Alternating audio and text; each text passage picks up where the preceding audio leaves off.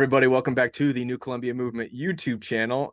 We're all sitting here giggling because we are completely inefficient and improficient in the world of technology. So this is our third go at actually trying to make this happen. But nonetheless, I appreciate you guys sitting down and joining us tonight. This is going to be the second iteration of our monthly roundtable. So we did last month, and we're going to try to continue with the series for as long as we can. It's just our opportunity to kind of come together, put our heads together, and try to provide the Christian perspective on the things that are going on in the world, do a little month in review of the things that are going on, and try to find and give some healthy balance or perspective of what's going on in the world. There's a lot of information out there. So just as last time, we are all of our vices here. So we're going to go around the table and do quick introductions and say what we got tonight. So you guys know me, I'm Sean, but tonight I am smoking a Perdomo cigar, and for you cigar aficionados, this is the 20th anniversary of the Perdomo. My favorite is the Champagne.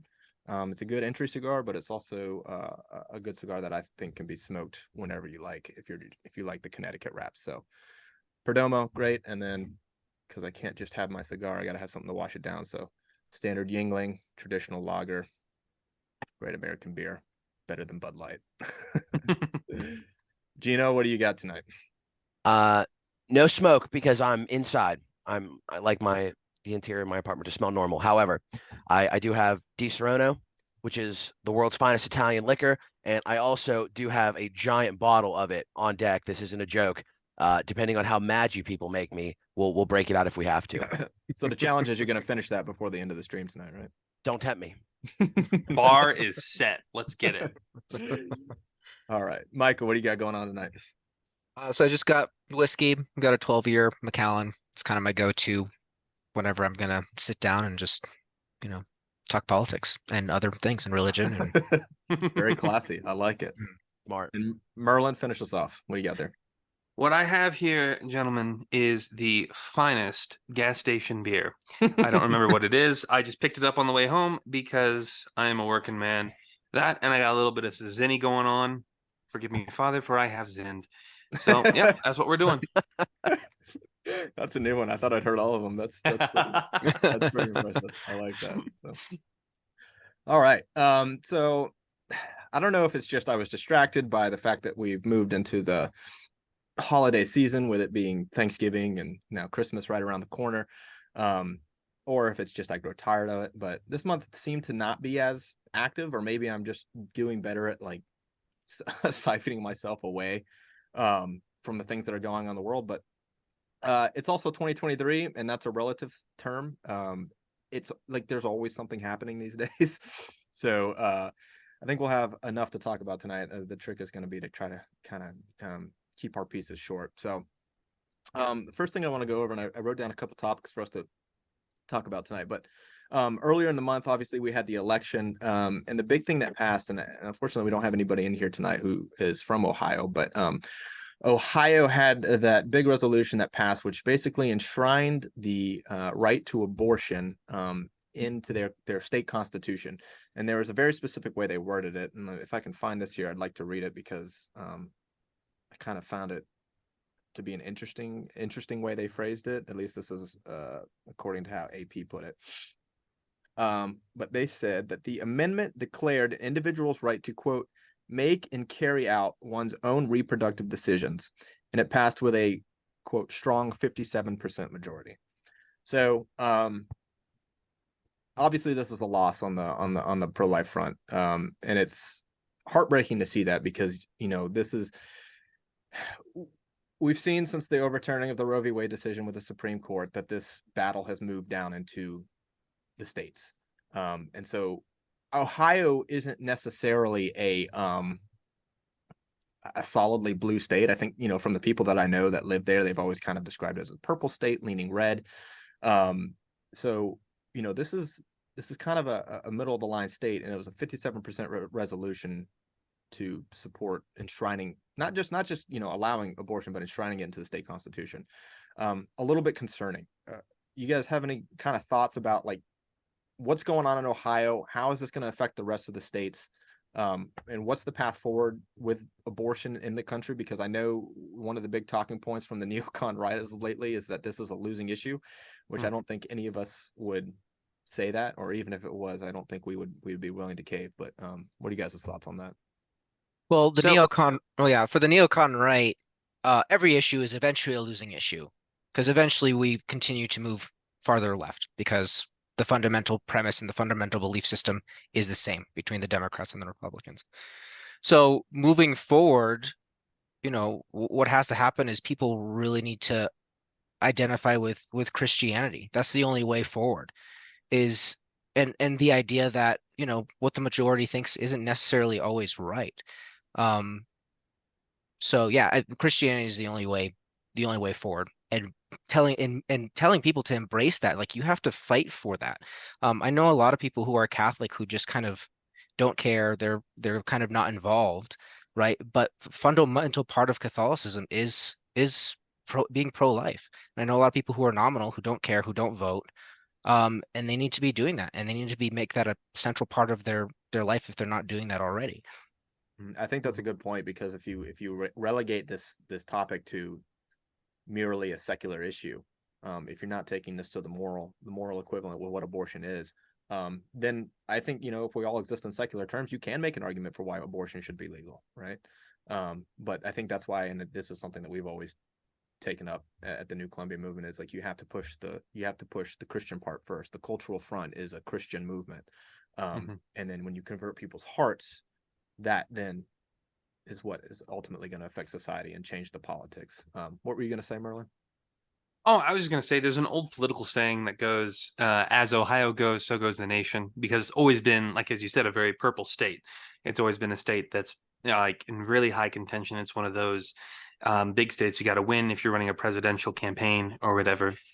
And I think what we're seeing in Ohio is a microcosm of something we might continue to see, just because of how the right wing in America is just so incapable of actually winning. Like they're so good at losing with dignity that to get a single win has them in a position like, oh, what do we do? What happens? And it's very frustrating, because you have the people who are sort of the mainstream in the right, who have a lot of the people who are pro-life behind them, who they may or may not be, it doesn't really matter to me, be pro-life themselves, who are sort of, they don't know what to do with this win. And then you have a lot of people who are sort of extreme, don't know how to present or nuance. It doesn't just matter what you say, but how you say it, creating a sort of, to use a popular term, toxic environment around this policy, or around the overturn of Roe v. Wade, I should say, to where people see, oh, here, those are the crazies over there, and a very moderate and kind thing to do is to vote for reproductive rights to kill the unborn. I think what we're going to see, and it's probably not just going to stop at Ohio, because I think that, as long as I've been alive, Ohio has been sort of a political thermometer, as a continuation, even in right-wing states, of having abortion be something that is seriously considered in states' constitutions, because it's been kicked back to the states, and at the state level, at the federal level, just the Republicans don't know what to do with it. The right wing in America doesn't know how to handle any sort of win, or go tactically forward with a win and sort of build upon that. Yeah, the right wing seems to really be eager to punt any political issue that they feel like they're not winning on, which has been their strategy for, it seems like, as long as I've been watching the Republican Party. And Gino, you can speak to this a little more acutely, given your position. Yeah, so I'll piggyback off of both of the things that you're saying. Ohio definitely does. You don't win the presidency without Ohio. That's pretty much established at this point. And I think that the recent abortion issue on the ballot really served as the bellwether for where we're at as a nation when it comes to the abortion issue. And if you look at the exit polls and you look at some of the data that came out of Ohio, people that were leaving the polls, they were saying that they were pro-life, but they were voting yes for the resolution anyway. Because like you mentioned, Merlin, it's the nice thing to do. A lot of people who describe themselves as pro-life aren't okay with no rape or no incest exceptions. That's one of the biggest things. That's one thing that I deal with in my home state in the political scene here, is we talk about the rape and incest exceptions more than anything else. And a lot of people who would describe themselves as fiercely pro-life can't bring themselves to get to that point. And Sean, something else that you just said that was interesting. It's if we're going to turn the tide when it comes to the culture war, you have to win hearts. You have to win hearts and minds. And to offer a different perspective, I'll entertain the idea where they talk about, a lot of people you've heard mention abortion is a losing issue. And the vote in Ohio would indicate that there's some truth to that statement. Now, do we double down on our desire to push pro-life legislation, and then we lose, and we lose even more ground after our enemies take hold? Is this a fight that we have to win in a way that is not political? Because it seems like with the political landscape being it is, with the political system that we have and the way that we have people participate, it doesn't seem like us continuing to push in the way that we are is going to make progress. Because if we continue to lose this, we're going to lose ground across the board. Because now that it's up to the states, if other states put something like this on the ballot and more people go to vote and more people enshrine abortion rights in their constitution, does that do us justice? Does that help win the fight overall? And I think that's something that's worth exploring. And don't, don't take it the wrong way here. I think that we would all describe ourselves as fiercely pro-life. I would include myself in that definition. However, it seems to me like if we're going to win this fight, it has to be in a way that's not political, at least at the time being, with the current system, the way that things currently operate. Yeah, my concern is that it seems like the jingoism, the vigor for this issue is found so much more on the left than it is on the right. Even like you're talking about, the exception cases, like even pro-life organizers seem to not even be sold on this idea that there shouldn't be exceptions for rape and incest.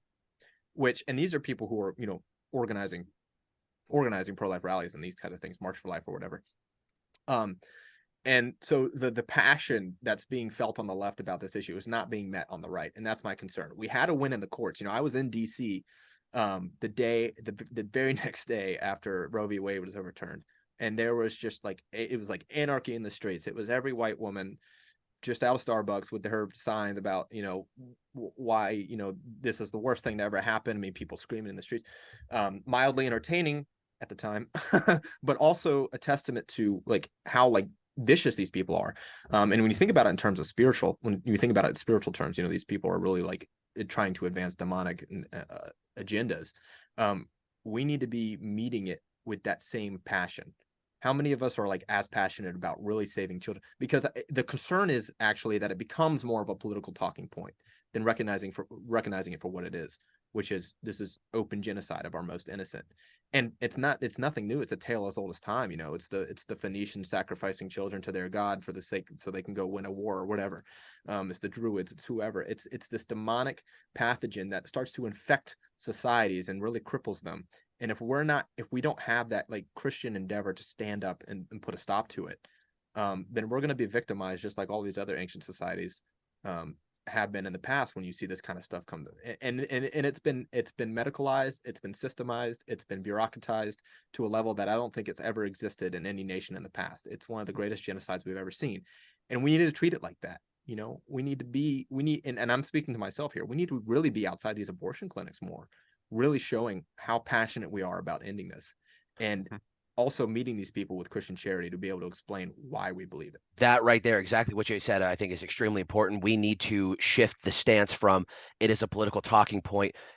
Democrats, left, they're pro-abortion, we're anti-abortion. I think that we need to increase the scope of messaging. It needs to be more than just, oh, well, we're anti-abortion, we are pro-life. We need to create a culture of life. We need to encourage people not only to keep children, but to have children and to raise them up in environments that are healthy. And I think that one thing that the modern day GOP is really terrible at is we don't do anything for our people. The Republican Party doesn't do anything for its people. Why aren't we going out of our way to create an economic and social environment in which women want to have children? They want to be married and they want to actually reproduce without the fear of, well, what if I can't afford it? It's not right. Affordability should never be a barrier to somebody wanting to have a child.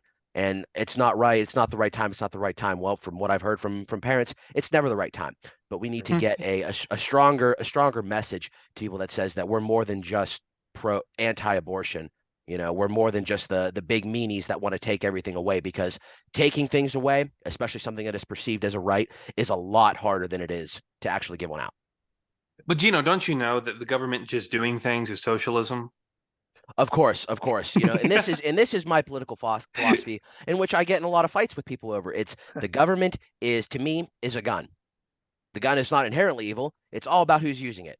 If someone is using the gun for productive purposes to do something for the citizens, to create a better life for its people, I don't see the problem with that. Now there's you know, there's obviously nuance to that kind of thing, but I really don't think that a government helping create a pro-life environment, I don't see how you could be against that. Yeah.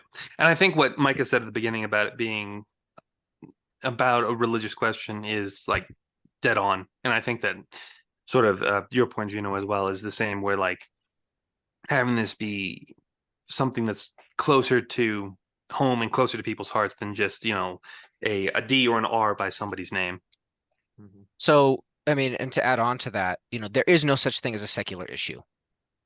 So one of the issues that I see here in the United States is that we have this kind of libertarian individualist ideology where, well, I'm just going to live my life and you can live your life and do whatever you want. I mean, I was having a conversation with my brother-in-law the other day. He's Catholic, right?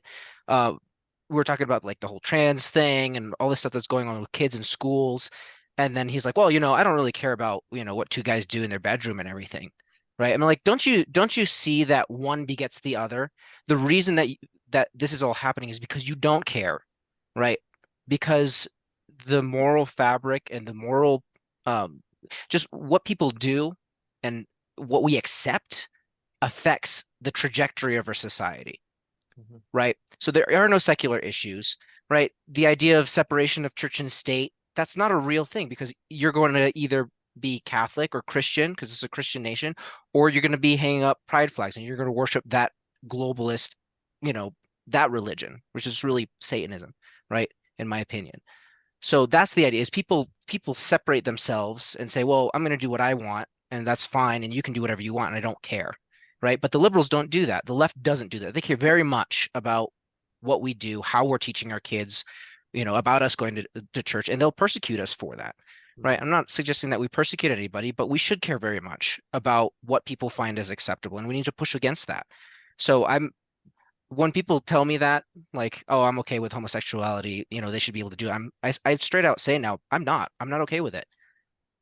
I think it's wrong. I'm old enough to remember when the decision to legalize gay marriage first came down from the Supreme Court, and the people that were in favor of gay marriage, it was, oh, well, like exactly what you just said, Mike. Oh, well, what two people do in the privacy of their own bedroom is their own business, which most people try to be reasonable. Nobody wants to be mean. Everyone heard that argument and they said, okay, well, yeah, I mean, I guess it makes sense. But here we are, what, a decade later, and now their children are being mutilated in the names of gender ideology.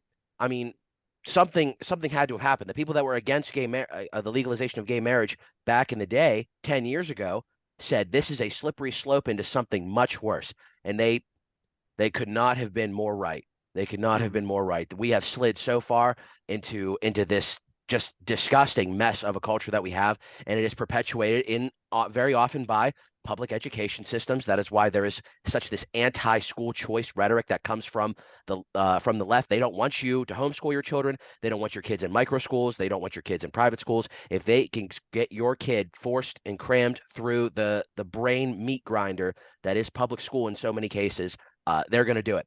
They're going to do it. They don't care about personal rights. They care about telling you how to live. And that's the problem when it comes to right versus left, is a lot of people on the right adopt that libertarian ideology. You do what you want, I'll do what I want. The other side says you will do what I want or I will force you. And we're going to lose that every single time. Yeah. I will have a counterpoint to Micah's point when it comes to the gay issue begetting more issues. I'm afraid, Micah, in that situation, there's not a whole lot of begetting going on.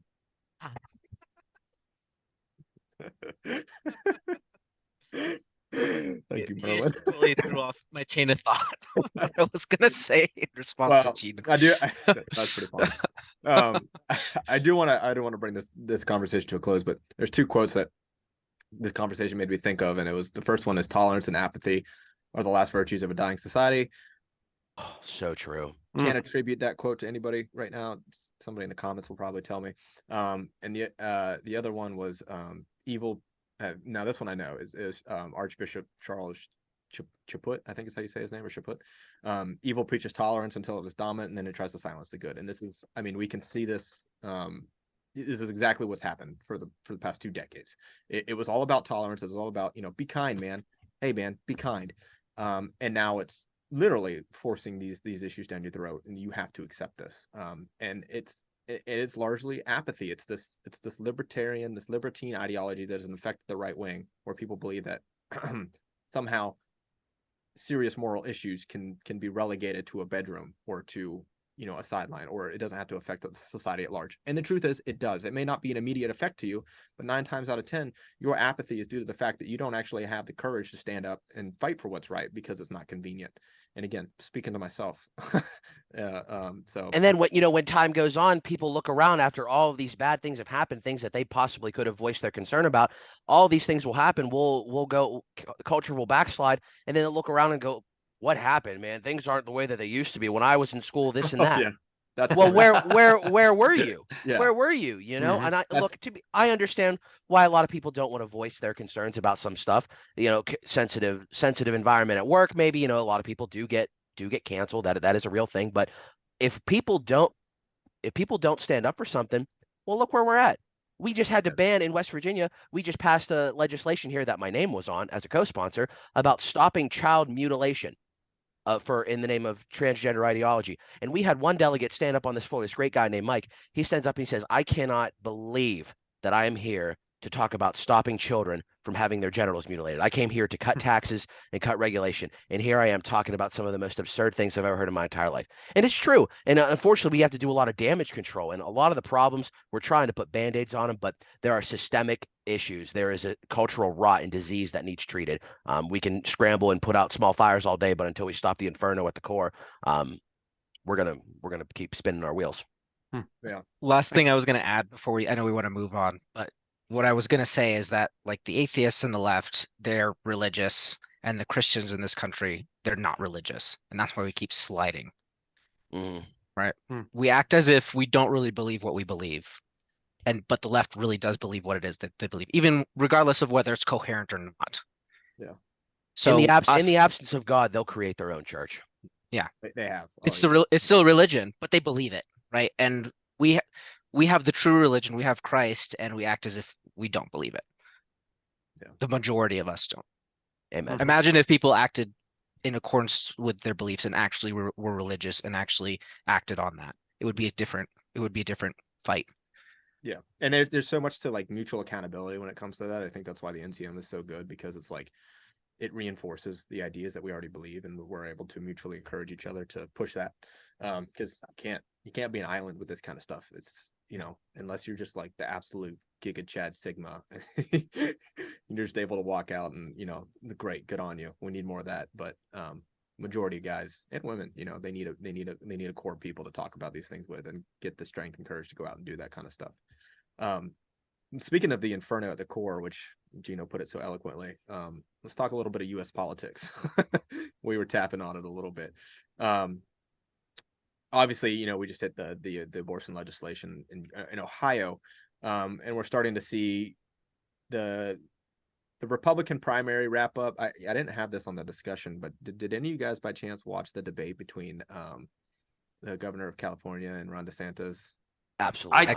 I did not. I could not bring no. myself. I could No. not bring myself to do it. Sorry, I my could not. cousin's cat's girlfriend had a bar mitzvah, and I couldn't attend. Yeah, no, same situation.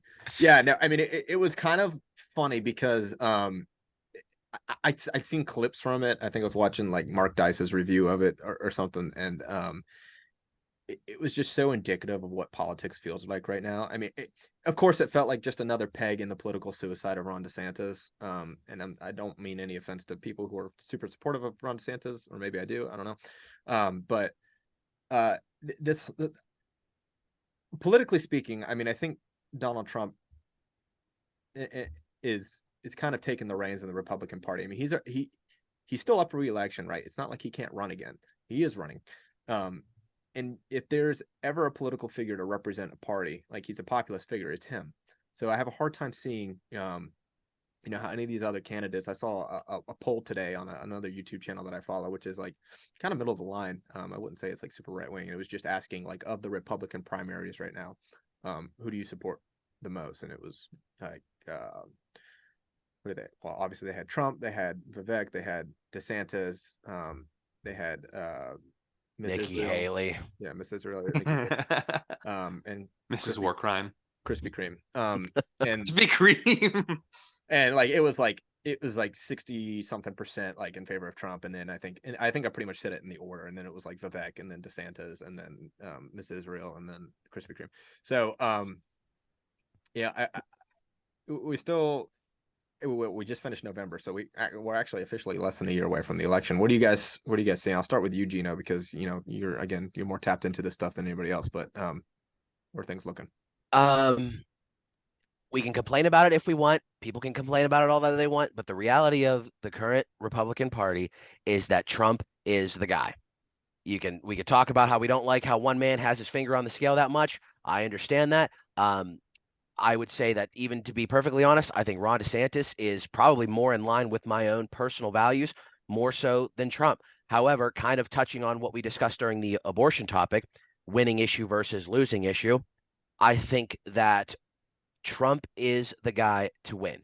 He is the guy to make it happen. And we can cry and kick and scream, and we can try and vote for somebody else. But the reality is that Trump has touched people in ways that they haven't felt like that they have been politically activated in a long time. Mm-hmm. I looked at election data pretty extensively, I myself being an elected official, and I could see the proclivity of voters to show up. And there was no numbers like there were when Trump was around. When his name came up, he resonated with people. He had a message that got people off the couch, and they went to go vote because they support him. And then again, you can complain about the cult of personality, okay, but the reality is, if we want to win, we have to bank on two things: people rallying behind Trump being the guy, and we have to bank on Joe Biden gaffing himself out of the presidency. Joe Biden is a gaff machine, and it is one thing after the other. I don't think that that's going to be the problem, but people are going to have to swallow their pride here, whether they like Trump or not. I myself, big fan. I like him. Yeah. Well, they're going to have to get behind Trump if they want to win. If there's any chance at all, if we're going to win, because the likelihood of us winning sinks every single day. However, there's a chance for the stars to align for us, and it's going to involve Donald Trump. So they're yeah. Oh, go ahead. I was going to say, I think like the comedian Shane Gillis said, though, Biden is kind of also Trump's like kryptonite, because you can't get in. I was literally thinking of the same thing. What did you say? You can't get in Joe Biden's head, so Trump can't get up there and do his thing. Nobody's home. Yeah, no. Fair. Good point. So what I was gonna say is, there are two words that are red pilling more people in this country than any other thing, and this was where Trump led. Those words are America first, right?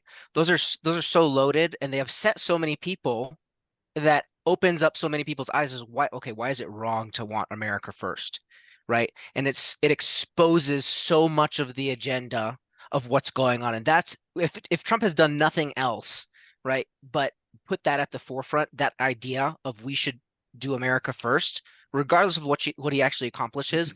That in and of itself is the biggest shift that we've had in this country, in my opinion, in the past 50 years, maybe even 70 years, right? So if that continues, we keep that ball rolling, and then you add on the Christianity part. So Christianity and America first, then you're looking at a fundamental paradigm shift. And a lot of people in power are afraid of that, because a lot of people in power are not America first. They're other very specific countries that will not be mentioned first, right? Or other specific groups that will not be mentioned first. And people are realizing that and saying that's kind of weird, right? Yeah. Anything on that? It's okay to love America now. It feels like it's okay. What did Trump? We're saying Merry Christmas again. I mean, he just invigorated this sense in people where they feel like they do want to go out and fight for something. And I think that when it comes to Trump, I think that he will bring out more people to the polls on his own than for anybody else. He's got a group of people that are diehard for him. And if he loses in the primary, those people that want him, they won't go vote in November. They won't go vote.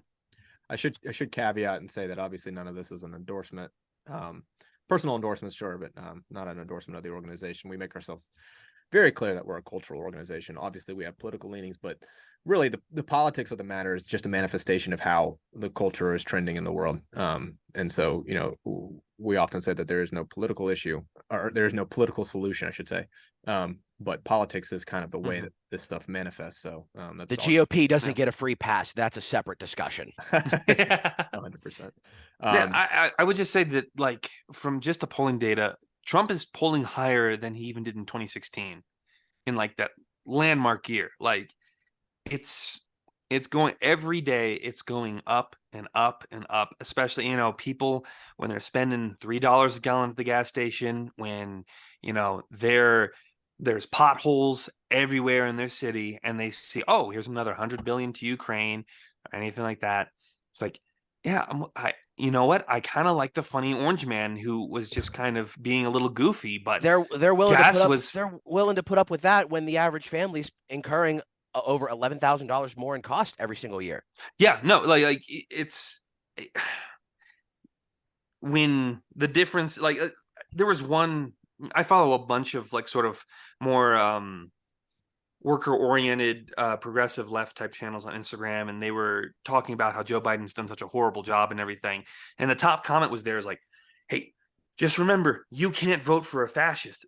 And I was really close to commenting. I haven't commented just because I don't want to get banned, because I know the second I voice anything, I'm gone, and I like to spy on them. Was basically like, yeah, under that fascist, we didn't have any new wars. We were de-escalating all of our wars. We were normalizing relations with nations that we had previously had very poor relations with. And gasoline was like under $2 a gallon across the nation. And it's like, why wouldn't you want that? Like, and more people are coming to conclusions like, hey, listen, Orange Man might be bad, but Orange Man means low gas. Orange Man means low taxes. Orange Man means things that, makes life more livable. Whereas, like, ever since, 2020, things have just been so crazy. In my line of work as a plumber, like, one of the things I tell people when I say, hey, buddy, you need a new water heater, you need a new this or that. And they're like, oh, I don't know, I think I'll wait for this and that. I was like, listen, you can't wait. You can't afford to wait. Because if you wait till tax season, you wait till next summer or anything, the price of all this stuff is going to go up like $500 easy. Mm-hmm. That's just the reality of the situation. And more people are sort of, coming alive to that. And like, I don't know, it's just, yeah. Who was that news anchor that got let go of from CNN? Chris Cuomo? Was it Cuomo? Cuomo? I don't know. I don't. He got CNN. fired. He got fired a while ago. Yeah, he got fired. Right. There's two Cuomos. There's Governor Cuomo, and then there's Chris Cuomo, the anchor. Chris Cuomo, the anchor. I saw a clip of him recently. I think it was on the PBD podcast. Even he was like open to the idea that he might vote for Trump over Joe Biden, which was crazy. Like, Chris Cuomo, like the CNN anchor, was like, he was like posed the question. I mean, granted, he's not getting those CNN bucks anymore, so he's not paid to be the absolute like Biden. Anybody with even one single toe in reality left, they can look around and say, you know what, things weren't as good. There's always that whatever number of percentage of people, they're unreachable no matter what. That is they are the demonically enslaved. We can't reason with them. There's no point in trying to. But there are those, I know people in my own personal family, diehard Democrats. They've been like that forever, but they are now coming to the realization where they have to say, you know what, something is not right. Something is not right. Mm-hmm. Still wearing masks, you mean? Not that. If you're still wearing a mask, I got nothing to say to you. We're not going to compromise. Don't even bother talking to me. It's hopeless. Sorry. There's just those demographics of people wearing masks in their car by themselves. They, them pronouns. I have nothing for you. I'm You know sorry. what, Gino? I don't. You know what, Gino? Keep your medical misinformation to yourself. I've been told that multiple times, and here I am. Someone's got to spread it. All right, so I want to go ahead and transition over into geopolitics, moving away from American politics, because we had some interesting developments, maybe not so interesting, maybe unsurprising, maybe surprising. But I don't know if you guys remember, about a year ago, there was this little country over in Eastern Europe called Russia that invaded a very big and important country called Ukraine. And this was horrible because Ukraine was basically like, a lot of people, I think we know this because we've all, went to college and studied history and stuff. Ukraine is the birthplace of democracy. And without, Ukraine, there is no democracy. And without democracy, there is no Ukraine. And Hitler, or not Hitler, sorry, Putin being Hitler, wanted to squash that. So, but recent developments showing us suddenly we have, there's this like, y'all seen that meme where it's Andy holding the toy from Toy Story and he's like, I don't want to play with you anymore, and he drops it. It's kind of like what happened, it seems like, with the Russia-Ukraine war, now that we have something new to focus on, the Levant, which we're not really going to talk about because there hasn't really been any updates in that scene. They're still fighting, we'll see what happens. Nothing, I don't think, major to talk about there, but what's going on in Ukraine and Russia? Because last time I remember, I was being told why I needed to be walking around barefoot and shirtless for the sake of the Ukrainian people. And now suddenly it seems like it's just a non-issue anymore. It's like now we're suddenly looking at peaceful resolutions to this conflict. Maybe this whole big counteroffensive that we were all being told about didn't actually work out like it was supposed to. And I think now I'll try to look this up whenever I'll let one of you guys give your thoughts on it. But I think there was even some release of like some accurate numbers about the losses of the Ukrainians versus the Russians, and it was like way off of what we've been getting told. Which again, not very surprising to me. I think we all kind of saw this from the get-go, but nonetheless, here we are. I'm going to try to find those figures. What are you guys thinking on that? I think it is so funny that as soon as something starts going down with Israel, then pretty much the next day, the press secretary is out there talking about Ukraine and saying, well, we might have to find an end to this resolution sometime soon. When a week before, the narrative was whatever you need, you'll have it over and over. And now I'm seeing basically Zelensky doing these absolutely pathetic videos, and he's posting them on social media about how he's begging people for money. Please, we'll pay you back. This is the state of things. This is how it has always been. And I hope more people, especially the people that have put Ukrainian flags in their bios for the past X number of months, which has been completely insufferable. Ukrainian flags are the right-wing version of pronouns. Okay, it's the number one virtue signaling. Look at me, I support Ukraine, I support the current thing, blah blah. Now you got their crooked president, total cockroach of a human being, out there on the internet begging for money. It's a joke. It's been a joke the whole time, and I'm glad that it is now seems like that is coming to light. Well, they laundered all the money that they wanted to, right? Something else happens that's more important to them, which is telling, right? And then now it's served its purpose, and that's kind of indicative of the state of our politicians, right? It's has nothing to do with public interest, right? It has everything to do with how they can serve their own personal, monetary, and religious, or whatever interests those are, right? Kind of reminds me of, you guys saw that movie, or that, at least that portion of the movie from King Charles III. It was a modern adaptation. He goes in and dissolves Parliament, right? And I think it's kind of interesting what he says. I'll read the quote. They're all squabbling. He walks in. He says, like, this noise demeans you all.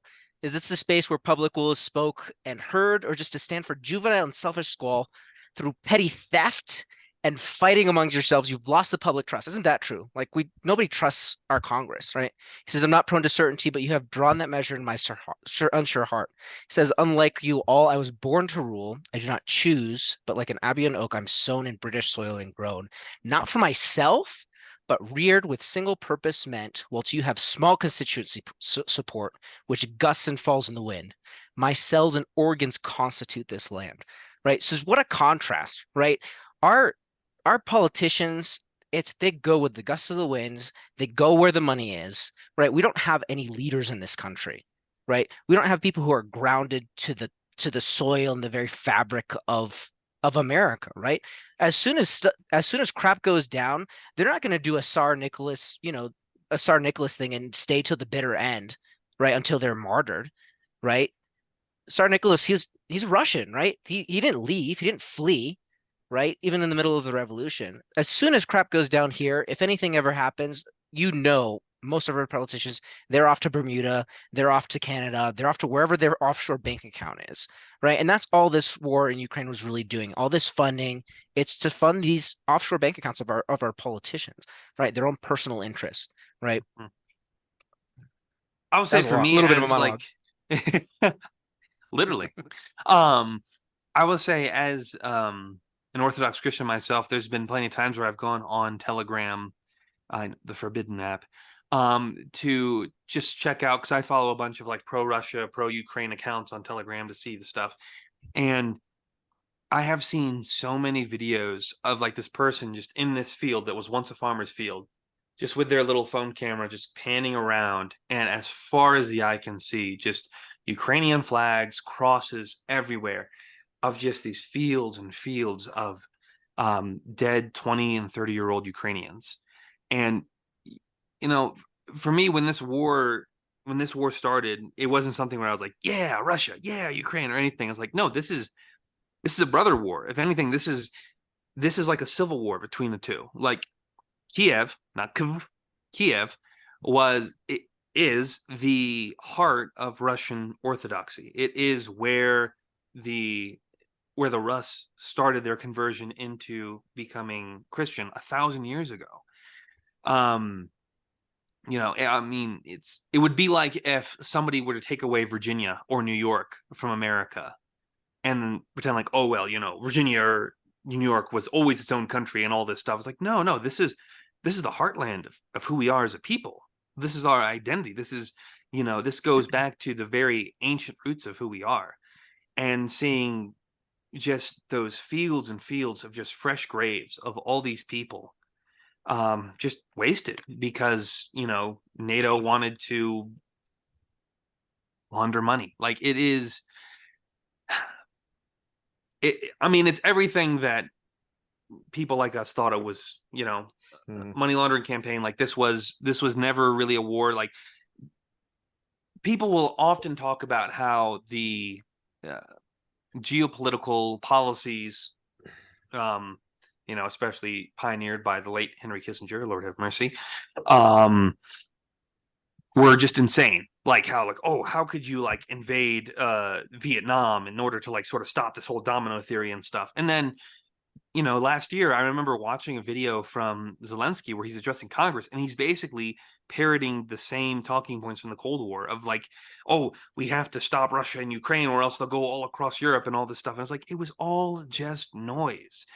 And now hundreds of thousands of Ukrainians are dead or suffering for nothing, you know? And like there hasn't been a single war during my lifetime in which people died for something that was worth dying for, you know? Oh, and that's just it's just so demoralizing. That's what you're saying, because I remember distinctly after Zelensky came and addressed Congress here, and dude couldn't even bother to put on a suit, you know, but whatever. I get yelled at when I'm in our chamber and I don't wear a suit, but this guy's going to show up in a sweatshirt, but that's, you know, whatever. Adidas tracksuit is a suit for the Eastern Bloc. That's of course. Sorry, that's me not being culturally sensitive or whatever. Yeah. Gino, check yourself. You know, I remember our senator Shelley Moore Capito was discussing on West Virginia radio station about how great his speech was and how inspiring it was and how we have to do whatever we can to support them. And I think about the state that, you know, the state of West Virginia, and I think about the problems that we face. And I don't know if any of you guys have ever traveled to the southern part of West Virginia, but there are a lot of very real problems that are going on. And I wish, even for one day, that our legislative bodies in Washington could convene and try and do something for the poor white people in the southern part of West Virginia and eastern Kentucky and Tennessee. I wish they could organize for them the way that these people organize when it comes time to write the check for somebody overseas, you know, because when it comes to doing something, we talked about the culture of life and the government doing things for its people. When it comes time to do something for you or me, there's no money in the coffers. But when it comes time to open up the checkbook for a foreign entity, for a war that doesn't, you know, we shouldn't be sticking our noses in, these people trip over themselves to do it. And then they don't understand why people aren't so more jazzed up about voting for Republicans. They cannot see what they are doing. They cannot understand that there are problems here that people want addressed. My people don't care about Ukraine. Nobody cares. You know, I lament the loss of life, and we obviously we pray for peace in Ukraine, absolutely. But don't tell me that my constituents' tax dollars belong overseas. I refuse to believe that. I refuse to believe it. Yeah. Gino, don't you know that there are no poor white people in West Virginia? They all have privilege. And if they are, Of course. if there are, they deserve it, but they're not. Yeah, Of course, right. Right. You know, I believe me, I used to work for Child Protective Services. I've been in a lot of places that you would drive by it every day and you'd think there's no way that anybody lives there. Turns out there's a family of 6 that lives there. I've Yeah. seen those places, all right? Those people, they don't have privilege. They don't have privilege. I don't care what some demented blue-haired freak on TikTok says. It makes me sick to my stomach to think that these people can't get the help that they genuinely deserve. But you better believe that when it comes time to send Ukraine, God forbid, Israel needs more Tomahawk missiles, our people are the first, our Republicans in Congress and power are the first ones to line up to send it to them. Makes me ill, makes me sick. No wonder people don't have faith in their leaders. Look at what they're doing to them. No, you're. If we you're keep Gino on this 100% right. route, I think he'll finish that bottle. So let's keep it going. Keep making me. All you got to do to make me angry is talk about Republicans. Like I said earlier, they don't get a free pass. There's nothing. Yeah. There's nothing worse. I call it the Nikki Haley syndrome. And you're 100% right. Both of you are right. They will trip over themselves, like you said, to go support the foreign countries. Why can't they have that same passion for the people at home? Why not? I mean, and you know, thank God for Tucker Carlson when he called Mike Pence out on this. When he went through a very comprehensive list of just some of the problems that we're dealing with in this country. And to his credit, Mike Pence gave the most honest answer and probably the same thing that all the politicians are thinking, which is, frankly, that's not my concern, because it's not their concern. They don't give a crap. And you know what? You know why? Because there's no financial interest in it. And this is the problem with globalism. This is why I consider myself a nationalist, is because the United States, being the strongest country in the world, if you can even still really call it a country, has become such a puppet for whatever the globalist vision is, because we have the money, we have the power, we have the resources built on the backs of good men who have given their life to get this country to where it is, only to be sold out to the economic interests. And it's not the people of Ukraine that are benefiting. It's not the people of Russia that are benefiting. Maybe it is the people of a certain country in a certain Levantan region, maybe, but it's certainly not the American people that are benefiting. It's these people who are profiting off of this whole catastrophe that is globalism. And when I was in the Marine Corps, there was this one guy that we were always supposed to remember. His name was General Smedley D. Butler. And he was great because he killed a lot of people and great, whatever. But they never talked. And I didn't even realize this until I started doing my own research later. Yeah, right. Yeah, I'm not one of those crazy guys that does his own research. But he had a speech which was turned into a very short book called War is a Racket. And that book starts with, war is a racket. It always has been. It's possibly the oldest and one of the most profitable. It's the only industry where the profits are reckoned in the losses of, or the blood and the losses of lives. I'm not quoting that exactly right. And it's like, that's remarkable. This guy gets it. He's seen it firsthand. He fought in World War I. You know, he fought in other wars. He's seen it firsthand. And this was back in the early 1900s.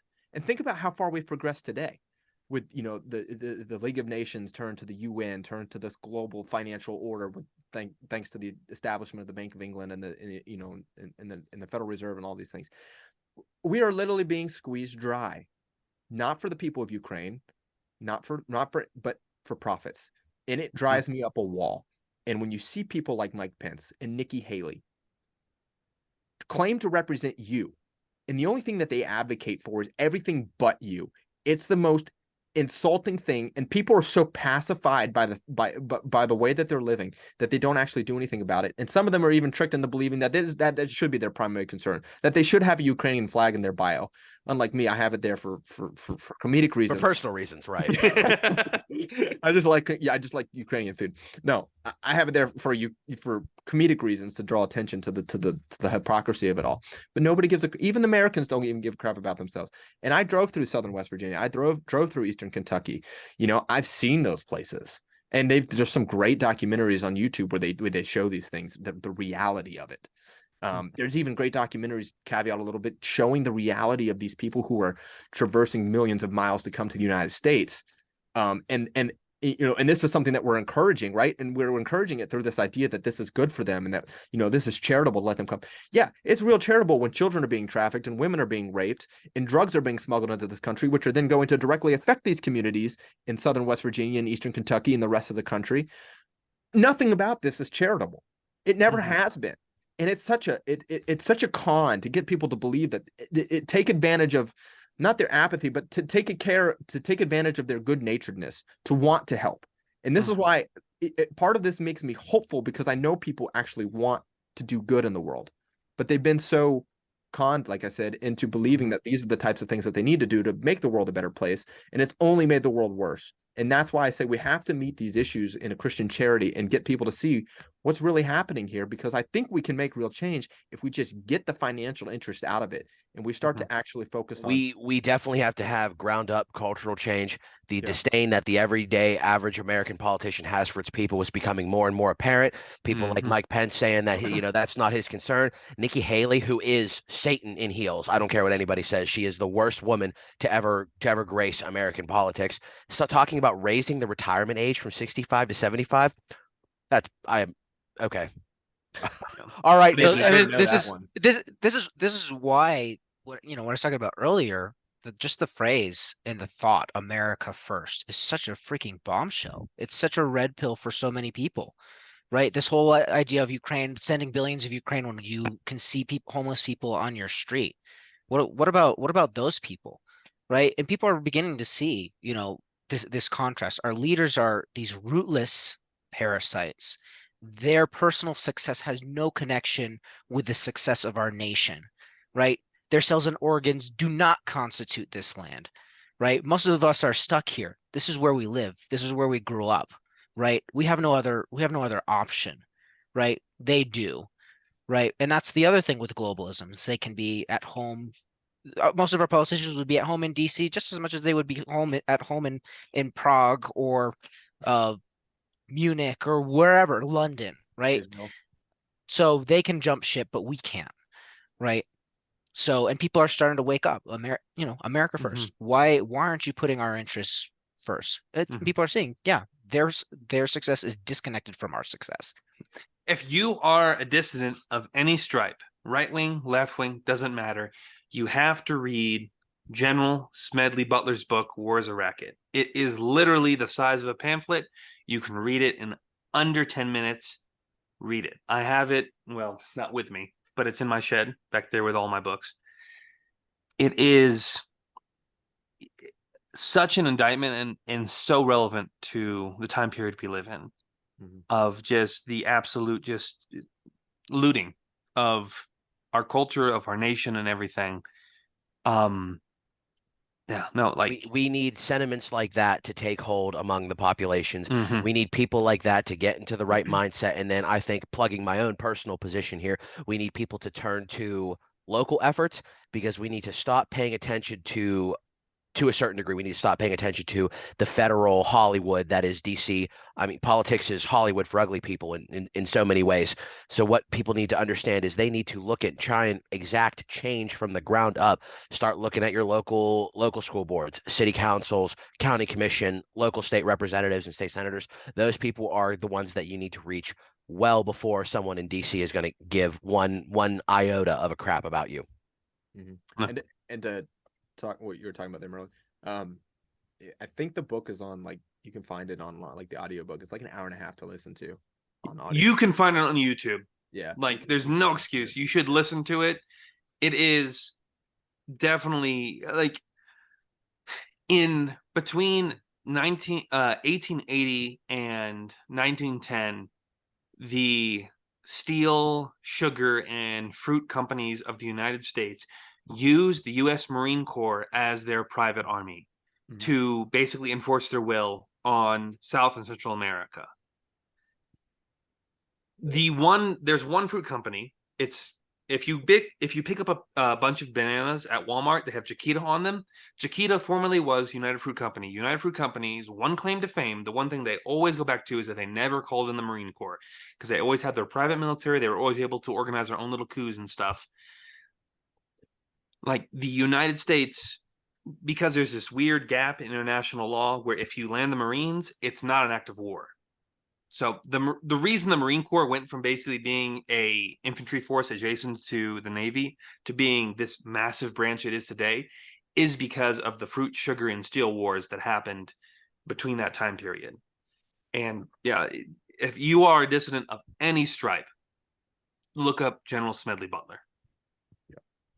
Good homework assignment for sure. What do you guys think? I just want to quickly let you guys give your opinions on this, but what do you think is going to be what's going to happen with the Russia-Ukraine thing?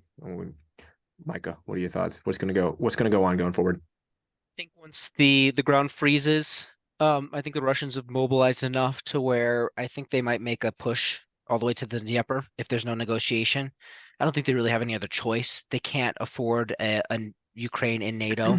If the front lines stop where they are right now, that still puts, and Ukraine tries to join NATO, that still puts, potential NATO forces within striking distance of Moscow. So if there's an agreement, there can be no NATO membership for Ukraine, which isn't very reassuring for Russia because we've lied to them constantly, right? So, I mean, if I were Putin, if I were the Russians, I would push as far as I can all the way to the Dnieper River, which is a natural barrier. I don't know if they would go for Kiev again, and just get everything on their own terms. But yeah, that's kind of where I see things going. I see the Ukrainian defenses are just kind of falling apart. They're recruiting old men. Russia's been pretty cautious. The initial invasion was trying to cut the head off of the snake and to try to push for a negotiation quickly, right? This was Putin saying we mean business, right? He didn't have enough troops to conquer Ukraine, and they knew they didn't have enough troops. It was more of a shock thing. Hey, we're serious, right? That didn't work, so they pull back. They took the territory that they wanted. They established a front line that they know that they can win eventually. They've mobilized hundreds of thousands of troops that are starting to arrive at the front. So if there's no negotiation that really is in the interests of Russia, I really see them pushing all the way to the river. Merlin? Yeah, I think I have to agree with Micah here. Like the issue with Ukraine is that it is the breadbasket of Europe. It's the Ohio of Europe. And it is the area of land that is easiest to navigate for an invasion force to get into Russia. And a lot of Russian geopolitics ever since Napoleon has been to try to avoid that invasion. They have Belarus, who is an ally of theirs. The Baltic is not as navigable. Of course, Finland has switched over and it's become a NATO member. That's an issue for them. But I think that in a geopolitical sense, their best option is to push for an annexation of everything up to the Dnieper River. Probably not take Kiev. The capital will probably move from Kiev. We'll see how that goes on. There does seem to be a big pushback from the Ukrainian populace because they are very devoted to their traditions and to the Orthodox faith.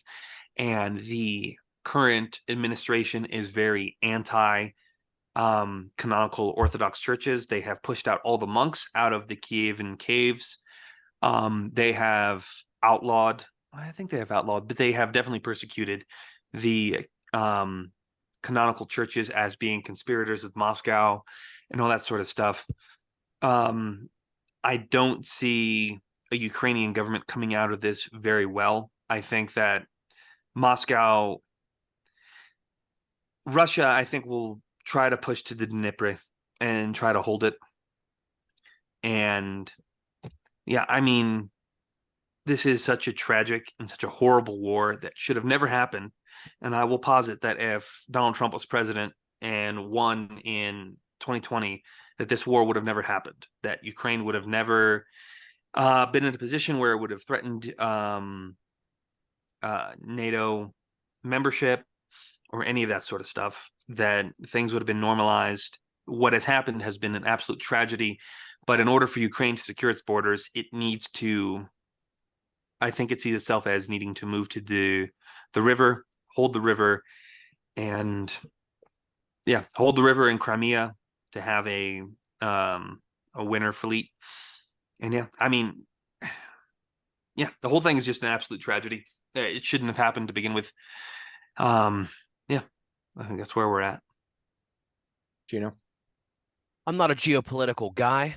I'm entrenched in local stuff, but I will. This is my loose predictions, my vague predictions. I'm sure Zelensky will sit at our heels like the dog that he is, as we sit at the table of American finances. He will beg for scraps because we know when the feast is unrolled when it comes to American taxpayer dollars, we know who gets first slice of that pie. So I think that he'll beg for whatever he can get, try to stay culturally relevant, jump and scream. But I think that they're on the back burner for now. But it is a tragedy, and this would have never happened under Trump. Yep. Yep. Last little geopolitical topic that I wanted to hit, and I don't want to spend too much time on it because, again, I think all of us is kind of having general nationalistic sentiments is need to focus on us. But it's just indicative to the war that's going on right now. But most recently in Ireland, we've seen this big backlash. Several people, including children, were stabbed by an Algerian national outside of a school. And this erupted into, I mean, some seal broke in the Irish population, and it has led to extreme outrage and backlash against the Irish government. And, my thing on this is, I mean, and this is something that I think you're seeing a lot. Spain is having their own thing going on right now with the kind of socialist party that's taking control there. I think it was like they were trying to outlaw the rosary in public. I don't know if they did that or not. It was crazy. So, there's just this general assault against Western countries that's unique to the Western countries.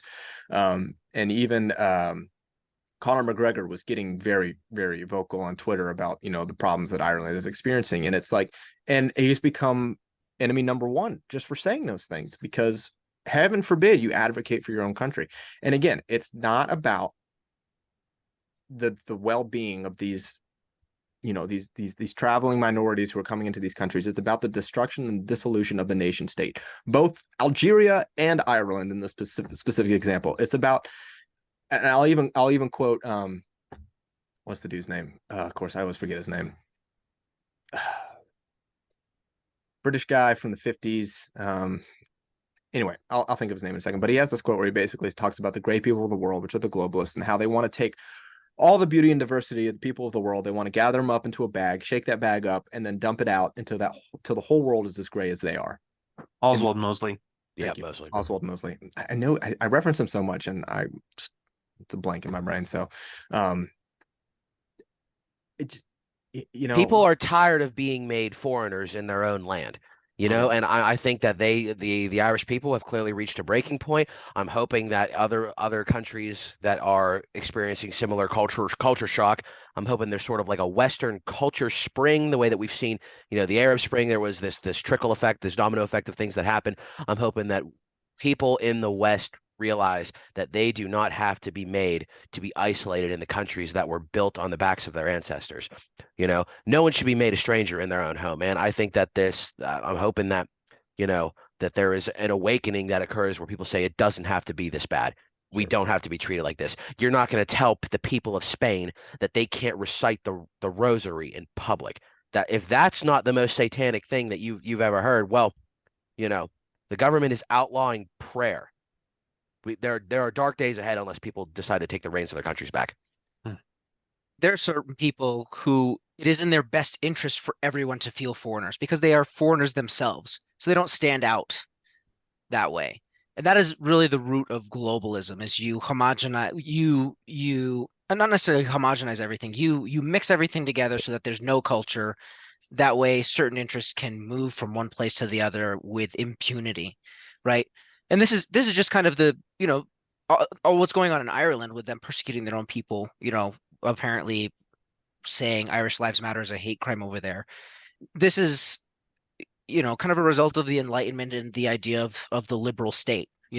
Jose Antonio Primo de Rivera, he wrote that, forgive me if I don't quote this correctly, he says that the liberal state believes in nothing, not even itself. The liberal state allows everything to be questioned, even the value of its own existence. It's like having a ship captain who's not sure whether you should make port or be shipwrecked. And that's kind of where a lot of the Western governments are, is because we have this fundamental presupposition of this liberalism, right? We don't have nationalism. They're not looking after the interests of their own people. They question even the value of having a people or having a nation, or having people who are rooted to the land, who are connected, who've been there for forever, right? So of course you can bring in foreigners that question the very existence and the rule of law on which your society is based, right? But that is a fundamental bug of the liberal system that we find ourselves in. The only thing that I hope with a lot of these things that it's not too late, because like God didn't make a mistake when he made you Irish, Spanish, American, any other race or nationality that you are. And that identity has a certain level of sacredness to it, because all men are created in the image of God. And because of that, you have a certain level of respect that is due who you are because of how God made you. Mhm. And I think that what's happening in Ireland is sort of a natural response to what they've been subjected to. And yeah, I think that yeah, I just hope it's not too late for any of these, including ours. Though America's a bit of a different case. But any of these European countries, like, they have the right, because they are created in the image of God, and they have the right to defend who they are, and they don't have to apologize for their accents, the skin color, all those different things, because that's how God made them. And I would say the same thing for a Nigerian, for a Bangladeshi, for an Indonesian. Like, that's how God made you, and you have the right to have your home, your place where you can be with your family, with your people, with your nation. And I saw the response from the Irish PM, or the Prime Minister, where he was talking about how, well, we need more of this diversity, we need more of all these people. It's like, no, you don't, dude. Like Ireland is the most inoffensive, on sort of the political correctness scale, inoffensive European country. They didn't invade anybody, they didn't colonize anybody. Like, as far as like the political correctness scale goes, like, they are sinless. You have no responsibility to apologize for anything. Like, you guys are literally the whitest people there are in existence. Like, you're fine. Like, God didn't make a mistake when he made you. Like, yeah, I just think it's a perfectly natural response to be angry and upset. Of course, I think I speak for all of us when I say I condemn, like, senseless violence and all those different things. But yeah, like, yeah. All right. Very quickly to wrap everything up here, we're gonna go around the table, keep it 20 seconds each, we'll say. We want to finish these with a white pill and a black pill of the month. And we'll start with the black pills because we want to end on a positive note with hope. So Michael, we'll start with you. What is your black pill for the month? 20 seconds. Black pill. President of Argentina being elected. Everybody's calling him far right. He's fundamentally liberal. Not even close. So it's mischaracterization that kind of depresses me, because there isn't really a real right, and people don't really understand what that actually looks like yet. Yeah. Merlin, black pill, go. Black pill. Daylight savings time. I hate it. It's horrible. Disgusting. Abolish. That's Yeah, a creative that's one, but I'm actually with you on that. I'm getting radicalized on the daylight savings time thing. Gino. The amount of people that are celebrating the human trafficking event that is that homosexual Guy Benson and his husband adopting a baby, the way that I see quote unquote conservatives in the comments praising him, good job, great job. That baby was stolen from its mother. This warrants a much bigger discussion, but the amount of people, especially within our ranks, that are celebrating people like that, people like Dave Rubin, we got a lot of work left. Mine is going to be baby Andy Gregory, dead at the hands of the British medical system, despite the Italians attempting to save that kid's life. It was just an absolute tragedy, and I will get way too angry if I talk about it. Michael White Pill. I'm getting baptized on December 30th. Glory to God. And our church is growing. Like we've got, we're Orthodox, really kind of traditional. Not what you think, but we got like 50 catechumens. It's ridiculous, but it's awesome. Congrats, Merlin. Nativity is coming. Christ will be born, and yeah, all the family will be here for Christmas in Colorado Springs, and yeah, Christmas is coming, dogs. Let's get it. Gino. Advent. And mine is Sam Bankman-Fried was arrested. I lost a lot of money in crypto, so good riddance. Awesome. All right, guys. Thank you so much for watching. Make sure you like, comment, subscribe, and we will see you in the next one. God bless. Let's get it. All right. Thanks.